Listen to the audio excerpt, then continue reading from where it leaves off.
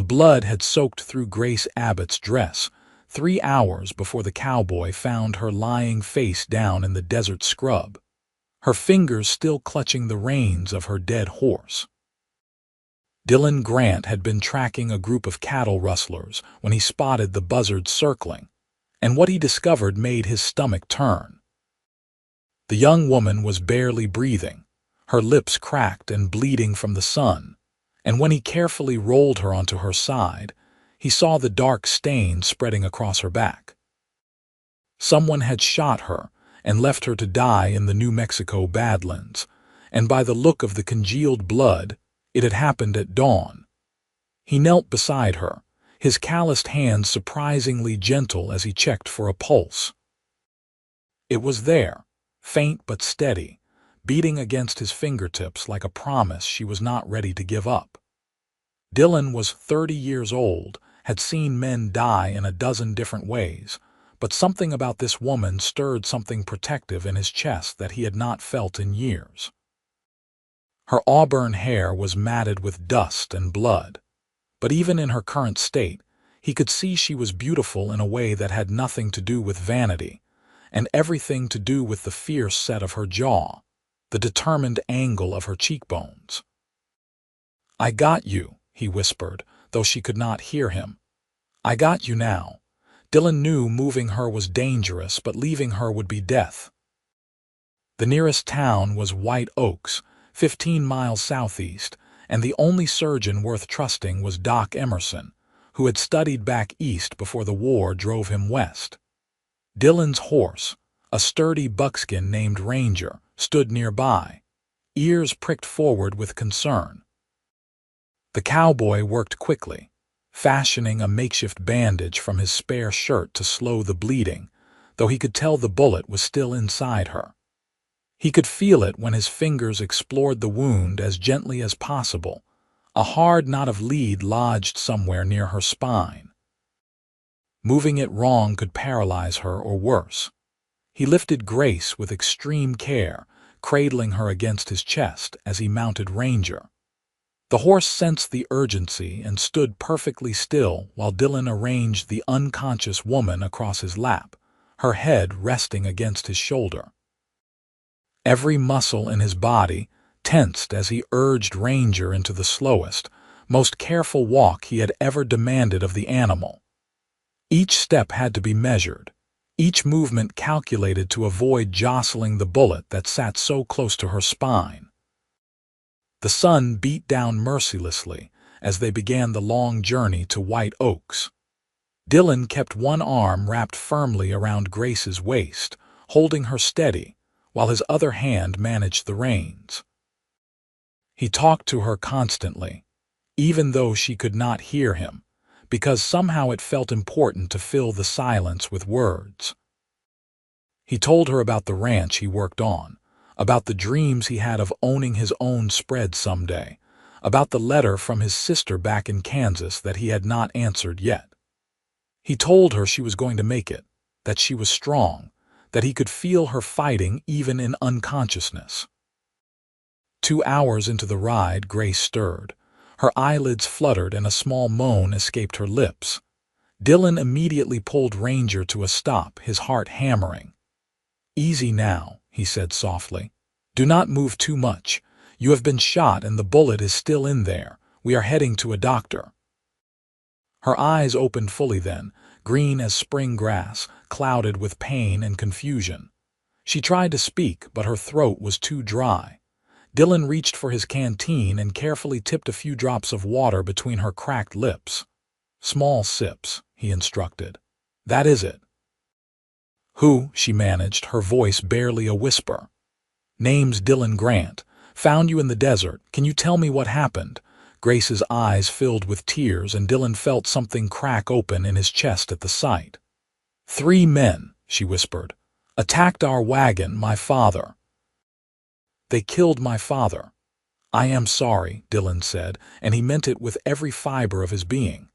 "I am so damn sorry. Why am I not dead?" The question was not morbid but genuinely confused, as if she could not understand why the men had left her alive. "You got lucky, I think."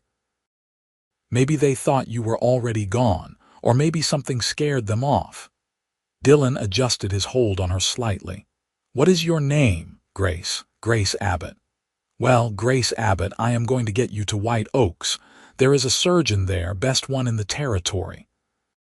But I need you to stay as still as possible. The bullet is lodged near your spine, and if it shifts wrong, it could cause permanent damage. Can you do that for me? She nodded, just the slightest movement of her chin, and Dylan saw the determination in her eyes. This was not a woman who gave up easily. He urged Ranger forward again, keeping the pace painstakingly slow. Grace drifted in and out of consciousness, and Dylan was almost grateful for it. At least when she was unconscious, she was not feeling the full extent of the pain. The landscape around them was harsh and unforgiving, all red rock and scattered juniper trees. The year was 1881, and this part of New Mexico was still wild, still dangerous. White Oaks had sprung up a few years earlier during a gold rush, and while the easy gold was mostly gone, the town had held on, sustained by cattle ranching and the stubborn determination of people who had nowhere else to go. Dylan had been working at the Double R Ranch for 3 years, had made a decent life for himself, but lately he had been feeling restless, as if waiting for something to happen that would change everything. He had not expected that something to be a bleeding woman in the desert. "Tell me about yourself," Grace whispered during one of her conscious moments. Dylan glanced down, surprised to find her green eyes watching him. "Not much to tell," he said. "I am just a cowboy who is saving my life." There was a hint of humor in her voice despite the pain, and Dylan found himself almost smiling. "I suppose that is a fair point." He considered what to share. "I am from Kansas originally, came west after my parents died, been working ranches ever since." "You like it, the cowboy life?" "Most days. It is honest work, hard but honest." He paused. "What about you? What were you and your father doing out here?" Grace's expression darkened. "We were heading to White Oaks, actually. My father had a claim to a small ranch there. My mother died 2 years ago, and he thought a fresh start would do us good. Guess he was wrong." "I am sorry about your father," Dylan said again, wishing he had better words. "When you are healed up, I will help you figure out what to do with his claim. I promise you that." "You do not even know me." But there was something in her voice, a fragile hope that made Dylan's chest tighten. "I know enough," he said quietly. They rode in silence for a while after that. The sun began its descent toward the horizon, painting the sky in shades of orange and gold. Dylan knew they would not reach White Oaks before dark, but he pushed on anyway, guided by starlight and instinct. Grace's breathing had become more labored, and he could feel fever beginning to set in. Infection was a real danger, and every minute counted. It was well past midnight when they finally rode into White Oaks. The main street was deserted, but lights still burned in a few windows. Dylan headed straight for Doc Emerson's house, a modest wooden structure at the end of the street. He dismounted as carefully as he could, then lifted Grace down, cradling her against his chest. She was burning up now, her skin hot to the touch, and Dylan felt panic clawing at his throat. He kicked at the door with his boot, too desperate for politeness. "Doc Emerson, I need help." A moment later, the door swung open to reveal a graying man in his 50s, spectacles perched on his nose.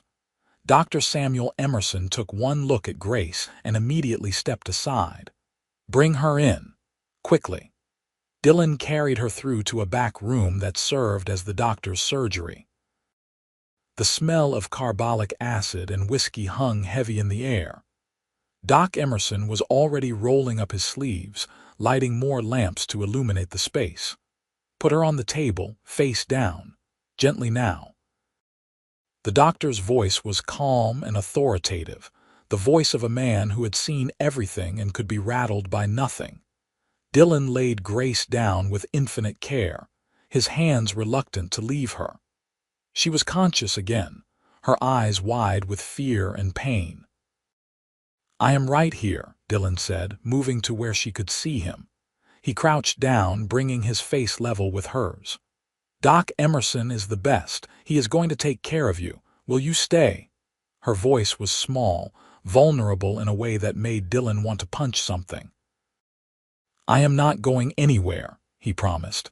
Doc Emerson cut away the makeshift bandage and the back of Grace's dress, exposing the wound. Dylan heard his sharp intake of breath and felt his own stomach drop.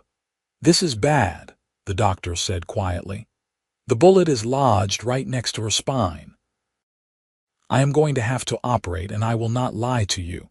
There is a significant risk of paralysis or death." "What are her chances if you do not operate?" Dylan asked, though he already knew the answer. "None. The wound is infected and the bullet needs to come out." Doc Emerson looked at Grace. "Young lady, I am going to give you something for the pain, but I need you to understand the risks. Do you consent to this surgery?" "Yes," Grace said without hesitation. "Do whatever you need to do." The doctor nodded and prepared a syringe of morphine. "This will help with the pain, though you may still feel some pressure. I need you to stay as still as humanly possible. Can you do that?" "Yes." Dylan watched as the doctor administered the morphine, saw Grace's features relax slightly as the drug took effect. Her eyes remained on Dylan's face, drawing strength from his presence. He reached out and took her hand, and her fingers immediately gripped his with surprising force. "Talk to me," she whispered. "Please, I need to hear your voice." So Dylan talked. He told her about the first time he rode a horse, how he had fallen off 7 times before he finally stayed on. He told her about the time he had to deliver a calf in the middle of a thunderstorm, how terrified he had been that he would lose both the calf and the mother, but how everything had turned out fine in the end. He told her about the constellation his mother had shown him when he was a boy, the one she said was watching over them always. Doc Emerson worked with steady, practiced hands. The surgery was delicate, requiring precision that could only come from years of experience. Dylan could not watch the actual procedure, could not bear to see Grace's blood and torn flesh, so he kept his eyes locked on her face, kept talking, kept holding her hand. She squeezed his fingers so hard he thought they might break, but he did not complain, did not pull away. "Almost there," Doc Emerson murmured. "Just a bit more." The surgery took nearly 2 hours. Dylan's throat was raw from talking by the time the doctor finally straightened up, holding a bloody bullet in his forceps. "Got it," he said, a note of triumph in his voice. "Now I just need to close her up and pray infection does not set in." "Will she walk?" Dylan asked, the question that had been haunting him since he found her. Too soon to tell. The bullet did not sever the spine, but there was pressure and trauma. "We will not know the full extent until she wakes up, and we can assess nerve function." Doc Emerson began stitching the wound closed with practiced efficiency. "You saved her life by getting her here when you did. A few more hours and she would have been beyond help." Dylan looked down at Grace. The morphine had finally pulled her under completely, her face peaceful in sleep. She looked younger like this, and Dylan realized she could not be more than 22 or 23. So young to have lost everything, so young to be fighting for her life. "I have a spare room," Doc Emerson said as he finished the final stitches and bandaged the wound. "She will need to stay here for at least a week, maybe longer. I will need to monitor her closely." "I will pay whatever it costs," Dylan said immediately. The doctor raised an eyebrow. "You related to this girl?" "No, sir, but I am not leaving her to face this alone." Doc Emerson studied him for a long moment, then nodded slowly. "You can sleep in the chair here if you like. Something tells me she will want to see a familiar face when she wakes up." Dylan did exactly that. He pulled a wooden chair close to the bed where they had moved Grace, and he sat down, his body aching with exhaustion but his mind refusing to rest. He watched the rise and fall of her breathing, listened to the soft sounds she made in morphine-induced sleep, and somewhere in those dark hours before dawn, Dylan Grant admitted to himself that something fundamental had shifted in his world. This woman, this stranger he had found bleeding in the desert, had become important to him in a way he could not fully explain. Grace woke 2 days later. Dylan was dozing in his chair, his head tilted back at an uncomfortable angle when he heard her voice. Dylan. His eyes flew open and he was on his feet in an instant. Grace was looking at him, fully conscious, her green eyes clear despite the obvious pain etched in her features. "Hey," he said softly, moving to her side. "Welcome back. How long?" "2 days since the surgery. Doc Emerson had to remove the bullet from near your spine. Do you remember?" She nodded slowly. "Some of it.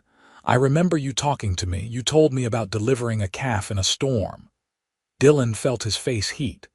"Yeah, well, you asked me to talk. Thank you." Her voice was thick with emotion. "For everything, you saved my life. Doc Emerson did the hard part, but you found me. You rode with me for hours, keeping me alive. You stayed with me through the surgery." Grace's eyes filled with tears. "My father is really gone, is he not? It was not some fever dream." Dylan pulled the chair closer and sat down, taking her hand in his. "I am sorry, Grace. I rode back out yesterday morning to look for your wagon. I found your father and gave him a proper burial. I marked the spot so you can visit when you are healed." The tears spilled over then, tracking down her cheeks. Dylan did not try to stop them, did not offer useless platitudes. He just held her hand and let her grieve. "He was a good man," Grace said when she could speak again. "He just wanted a better life for us, and those men killed him for what? A wagon and some supplies. Evil does not always have a reason," Dylan said quietly. "But I promise you I will find them. I saw tracks near where I found you. Once you are better, I am going to hunt them down and make sure they face justice." Grace shook her head weakly. "That could get you killed. Maybe. But it is the right thing to do." They sat in silence for a moment before Grace asked the question that had clearly been weighing on her. "Can I move my legs?" Dylan felt his heart skip. "Doc says it is too early to tell. He wants to do some tests once you are stronger." "But Grace, even if I cannot walk, I will deal with it," she interrupted, her voice firm despite her weakness. "I am alive, and that is more than I had any right to expect. Whatever comes next, I will face it." Dylan found himself marveling at her strength. Most people would have broken under this much tragedy and uncertainty, but Grace Abbott seemed to have steel running through her spine, bullet wound or not. Doc Emerson came in a few minutes later, pleased to find his patient awake and alert. He conducted a series of tests, asking Grace to try moving her toes, to tell him when she could feel him touching different parts of her legs. Dylan watched with his heart in his throat as Grace concentrated, her face tightening with effort. "Good," Doc Emerson said after several minutes. "Very good. You have sensation and some movement. There is nerve damage, no question, but I do not think it is permanent. With time and physical therapy, I believe you will walk again." Grace closed her eyes, relief washing over her features. "Thank you, doctor." Over the next week, Dylan barely left Grace's side. He helped Doc Emerson change her bandages, brought her meals, read to her from the worn books on the doctor's shelves. They talked for hours about everything and nothing.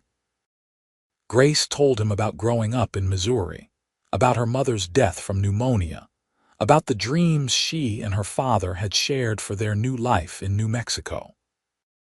Dylan shared more about his own past, about the loneliness of the cowboy life, about the sunrises he had seen over the open range that made him believe in something bigger than himself.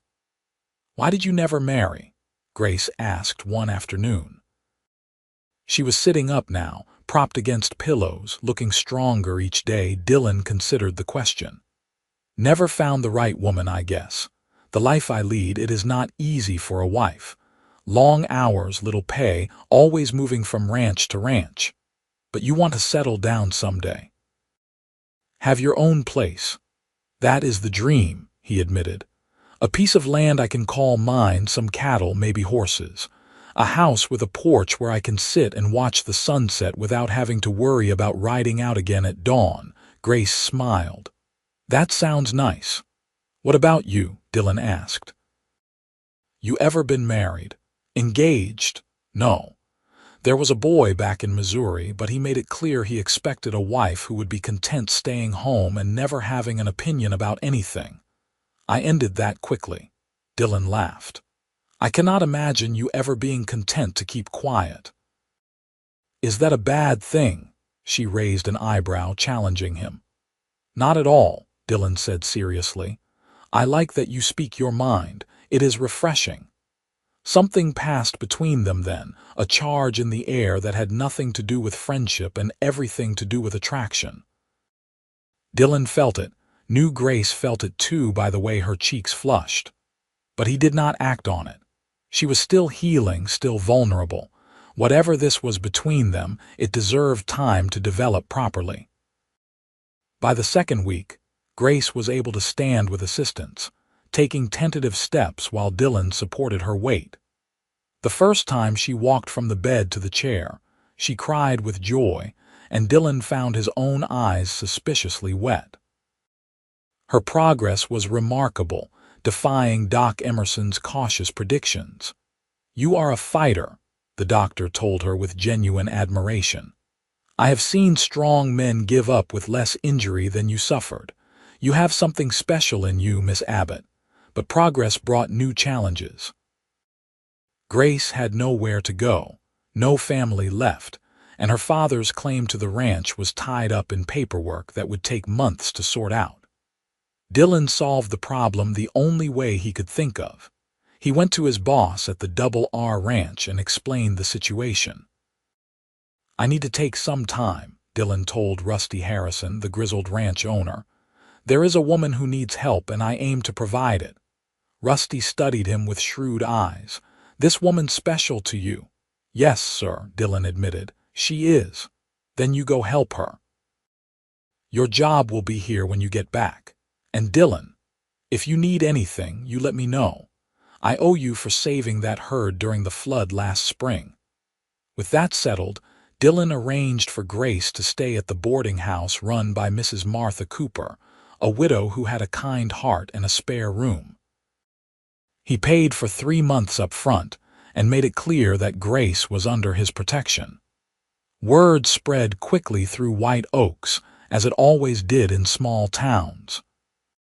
Some people whispered about the impropriety of an unmarried man caring for an unmarried woman, but most folks were decent enough to see it for what it was. A good man helping someone in need. Grace continued her recovery at the boarding house, and Dylan visited her every day. He helped her with the exercises Doc Emerson had prescribed, walking with her up and down the street as she slowly regained her strength.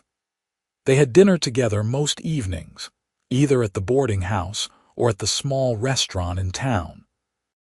People began to accept them as a pair, greeting them together, including both of them in invitations. One evening in late September, nearly a month after he had found her in the desert, Dylan took Grace for a walk to the edge of town. The sunset was spectacular, painting the New Mexico sky in shades of crimson and gold. They stood together watching it, Grace leaning slightly on Dylan for support, though she no longer truly needed it. I have been thinking, Grace said quietly, about what comes next. Dylan felt his chest tighten. And what did you decide? My father's claim finally cleared. I own 40 acres about 10 miles from here. There is a small house, apparently, and a good well. The land is decent for cattle or horses. She paused. I am going to make it work. It is what my father would have wanted. That is a lot of work for one person, Dylan said carefully. I know, but I am not afraid of hard work. She turned to look at him, her green eyes searching his face. Dylan, I need to say something. I am listening. When you found me in that desert, I was ready to die. I had given up, but you did not give up on me. You risked everything to save a stranger, and then you stayed by my side through the worst of it. I do not know how to repay that kind of kindness. You do not owe me anything, Grace. Let me finish, she said firmly. These past weeks with you have been the happiest I have felt since before my mother died. I know it is probably too soon, that I should be mourning my father properly, but I cannot help how I feel. I am falling in love with you, Dylan Grant. Actually, I think I already have fallen, and I need to know if there is any chance you might feel the same way. Dylan stared at her, his heart hammering so hard he thought it might break free from his chest. Grace, I have been in love with you since about the second day in Doc Emerson's office, when you told me you would deal with it even if you could not walk. But I did not want to rush you, did not want you to feel obligated because I helped you. I do not feel obligated, Grace said, stepping closer to him. I feel grateful, yes, but more than that, I feel alive when I am with you. You make me want to build something, to have a future instead of just surviving. Dylan reached up and cupped her face in his hands, his thumbs brushing away the tears that had started to fall. I love you, he said simply. I love your strength, your courage, your stubbornness. I love the way you refused to give up even when you had every reason to. I love everything about you. He kissed her then, soft and sweet, a promise more than a demand. Grace kissed him back, her arms wrapping around his neck, and for a long moment the world consisted of nothing but the two of them and the vast New Mexico sky.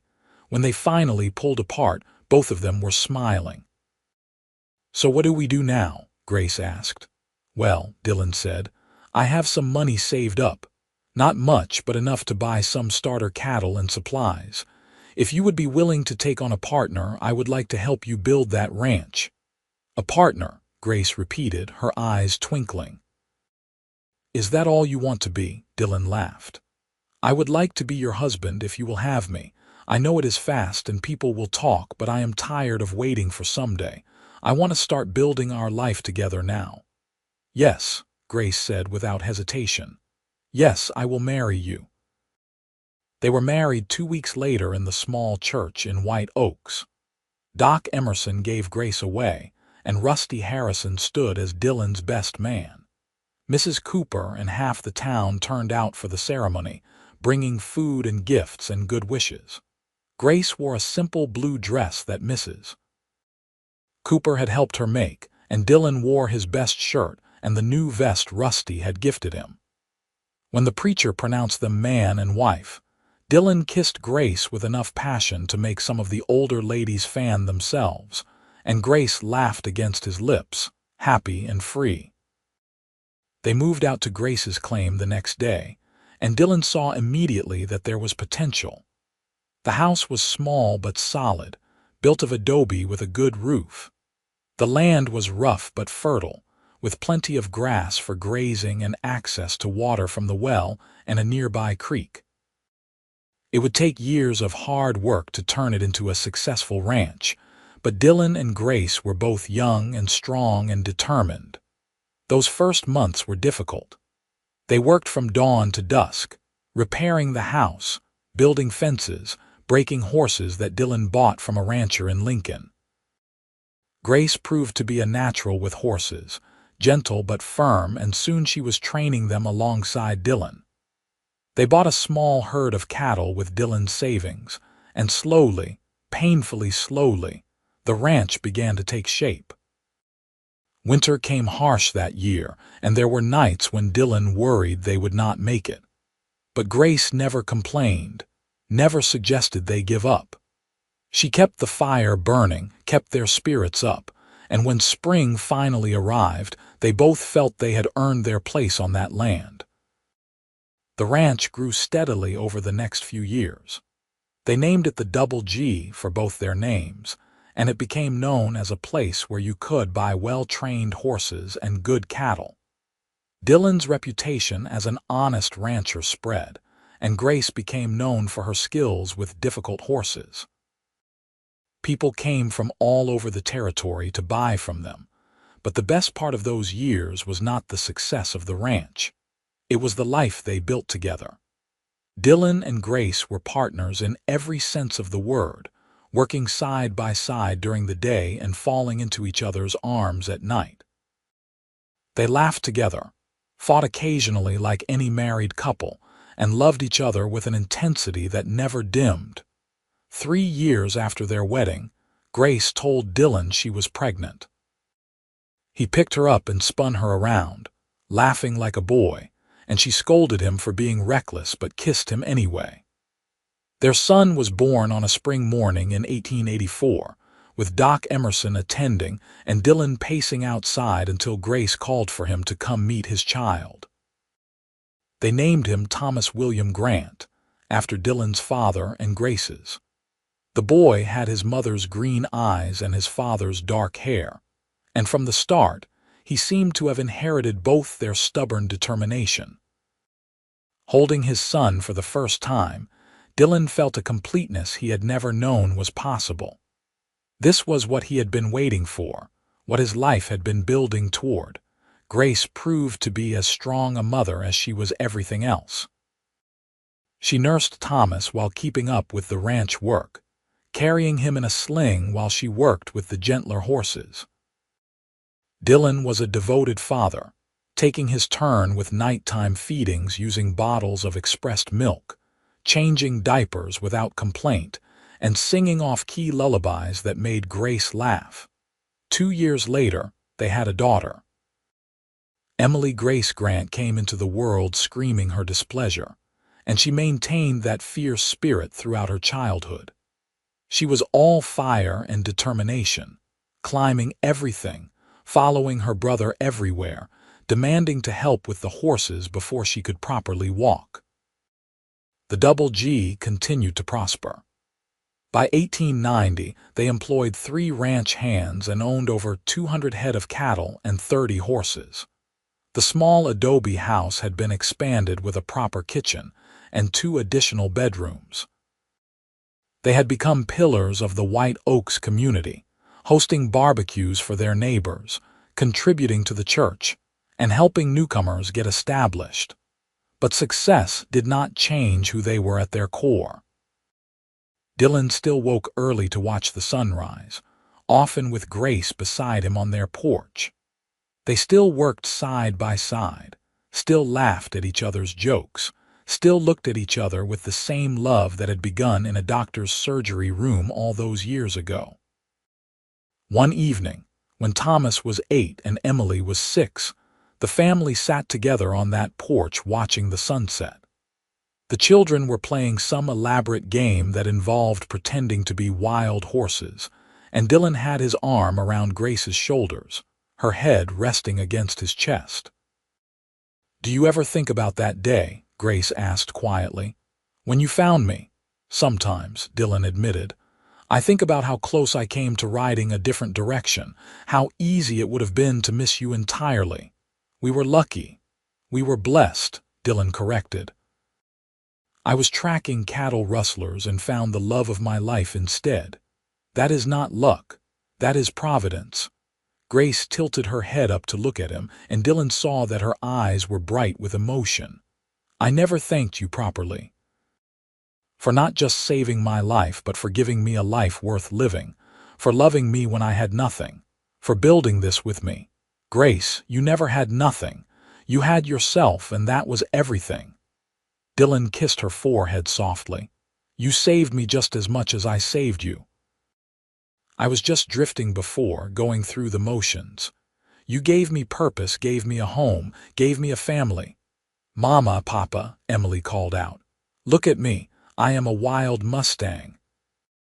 They both turned to watch their daughter racing around the yard, her dark braids flying behind her, and Thomas chasing after her laughing. This was their life now, built from blood and pain and love and determination. The ranch that had started as a dying woman's inheritance had become a thriving home, proof that beauty could grow from tragedy, that love could heal the deepest wounds. Dylan thought about the bullet that had once lodged near Grace's spine, the one that Doc Emerson had pulled out and given to her as a strange keepsake. She kept it in a small box in their bedroom, not as a reminder of what she had lost, but as a symbol of what she had survived. That bullet should have killed her or paralyzed her, but instead it had led her to Dylan and Dylan to her, and together they had built something neither could have created alone. Years continued to pass, bringing their share of challenges and triumphs. There was the drought of 1893 that nearly broke them, when they had to sell half their herd just to keep the ranch afloat. There was the winter Thomas turned 13 and nearly died from pneumonia, when Grace and Dylan took turns sitting up with him for 3 weeks straight until the fever finally broke. There was the day Emily announced she was not going to marry any of the local boys because none of them were half as good as her father, which made Dylan tear up and Grace laugh until she cried. But there were also the good times.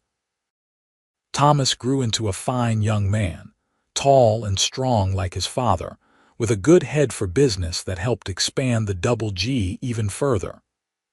Emily turned out to have her mother's gift with horses, and eventually became sought after throughout New Mexico as a horse trainer. Both children grew up knowing they were loved fiercely by both parents, and that they came from a story of survival and hope. When Thomas was 20, he married a schoolteacher named Sarah, who had moved to White Oaks from Santa Fe. Dylan and Grace welcomed her into the family with open arms, delighted to see their son so happy. A year later, Emily fell in love with a rancher's son from a neighboring spread, a good man named Robert who treated her like she hung the moon. By the time Dylan and Grace reached their 50s, the Double G had become one of the most successful ranches in the territory. New Mexico had become a state in 1912, and with it came new opportunities and challenges. But through it all, Dylan and Grace remained constant, their love the foundation upon which everything else was built. They became grandparents 6 times over, and Dylan discovered that he loved being a grandfather even more than he had loved being a father. He taught his grandchildren to ride, told them stories about the old days, and spoiled them thoroughly. Grace was the same, always ready with cookies and hugs and wisdom. One summer evening in 1915, when they were both in their late 50s, Dylan and Grace sat together on their porch as they had done thousands of times before. The ranch was quiet, the work day done, their grandchildren having gone home with their parents earlier. The sunset was particularly beautiful that night, the sky ablaze with color. "We did pretty good, did we not?" Grace said, her hand finding Dylan's as naturally as breathing. "We did better than good," Dylan replied. "We built something that will last long after we are gone.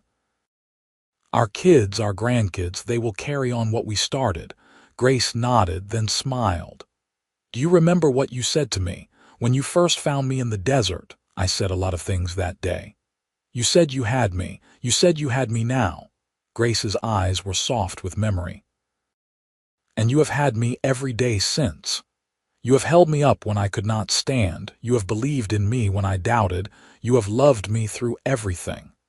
I just wanted you to know that I know that I appreciate it. That I love you more today than I did yesterday, and I will love you more tomorrow than I do today." Dylan felt his throat tighten with emotion. After all these years, Grace still had the power to undo him with her words. "I love you too, more than I ever thought it was possible to love someone. You are my heart, Grace Grant. You always have been." They sat together as the sun dipped below the horizon, 2 people who had found each other against all odds and built a life of meaning and love. The double G stretched out around them, testament to their partnership, and in the distance, they could hear cattle lowing and horses nickering in the corral. The years continued to be kind to them. They grew old together gracefully, Dylan's hair going silver and Grace's auburn turning white. They slowed down, letting Thomas take over most of the ranch operations, but they never stopped working entirely. Dylan still checked on the horses every morning, and Grace still kept her kitchen garden, which had grown over the years to include herbs and vegetables that she shared with the whole community. They celebrated their 40th wedding anniversary in 1921 with a huge party that seemed to include half of New Mexico. Their children and grandchildren surrounded them, and people stood up to give speeches about how Dylan and Grace had helped them over the years, how their love story had inspired others, how the double G had become a symbol of what hard work and determination could achieve. Dylan stood up at the end of the night, Grace beside him, and looked out at all the faces of people they loved. 40 years ago, he said, his voice still strong despite his age, I found this woman in the desert, more dead than alive. I rode her as gently as I could to a surgeon, praying with every step that she would survive. I thought I was saving her life that day, but the truth is, she saved mine. She made me better than I was. She gave me purpose and love and a family. Everything good in my life came from the moment I decided to ride toward those buzzards instead of away from them. He turned to Grace, taking both her hands in his. You are the best thing that ever happened to me, Grace Abbott Grant. You are my partner, my love, my whole heart. Thank you for saying yes all those years ago. Thank you for building this life with me. Thank you for being you. There was not a dry eye in the room as Dylan kissed his wife, and the party erupted into cheers and applause. They had a few more good years after that. Years of watching their grandchildren grow, of celebrating holidays together, of quiet evenings on the porch. Grace's health began to fail first, her body finally giving in to a lifetime of hard work and the old injuries from that terrible day in the desert. Dylan cared for her with the same gentleness he had shown when he rode her to the surgeon, helping her dress, bringing her meals, reading to her for hours. I am ready, Grace told him one spring morning in 1924. She was 74 now, her body worn out but her mind still sharp. I am not afraid, Dylan. I have had a wonderful life. You are not going anywhere, Dylan said fiercely, but they both knew it was not true. Listen to me, Grace said, reaching up to touch his face. When I go, I need you to promise me you will keep living. You will spend time with our children and grandchildren. You will watch the sunrises. You will remember that death is not the end of love. I will be waiting for you, but you take your time getting there. Dylan could not speak through his tears, so he just nodded and held her hand. Grace Abbott Grant died peacefully 3 days later, surrounded by her family, with Dylan holding her hand and whispering his love until her last breath. They buried her on the ranch, on a hill overlooking the land they had built together, under a sky as big and blue as the one that had watched over them all those years ago. Dylan mourned deeply, but he kept his promise. He did not let grief consume him. Instead, he poured his energy into his family, into the ranch, into living the life Grace would have wanted him to live. He told stories about her to anyone who would listen, keeping her memory alive. He made sure his grandchildren, and eventually his great-grandchildren, knew about the woman who had survived a bullet to the spine, who had built a ranch from nothing, who had loved with her whole heart. Dylan Grant lived another 6 years after Grace died, and in that time, he saw the double G continue to thrive, saw his family grow even larger, and found peace in knowing that what he and Grace had built would endure. When he died in his sleep in 1930 at the age of 79, his family knew he had gone to be with Grace, and they took comfort in that. They buried Dylan beside Grace on that hill, under two simple headstones that told a love story in the briefest of words. Dylan Grant, the stones Raid and Grace Abbott Grant. Beloved husband and wife, parents and grandparents. Together they built something beautiful. The Double G Ranch continued for generations, run by Thomas and then his children and then their children. The story of how it began became family legend, told and retold around dinner tables and campfires. The tale of the cowboy who found a dying woman in the desert, who rode her gently to the surgeon, who stayed by her side and fell in love with her strength and courage. The story of the woman who refused to give up, who turned tragedy into triumph, who built a life and a legacy from nothing but determination and love. And sometimes, on quiet evenings when the sunset painted the New Mexico sky in shades of gold and crimson, people swore they could see two figures standing on that hill where Dylan and Grace were buried, holding hands and watching over the land they had loved. Whether it was imagination or something more, no one could say for certain. But it brought comfort to know that some love stories do not end with death, that some partnerships are so strong they transcend time itself. The Double G stood as proof that from the darkest moments can come the greatest joys, that one decision to ride toward danger instead of away from it can change everything, that love found in the most unlikely circumstances can be the truest love of all. And at the heart of it all was a simple truth. Dylan Grant had found Grace Abbott in the desert with a bullet lodged near her spine, and in saving her life, he had found his own.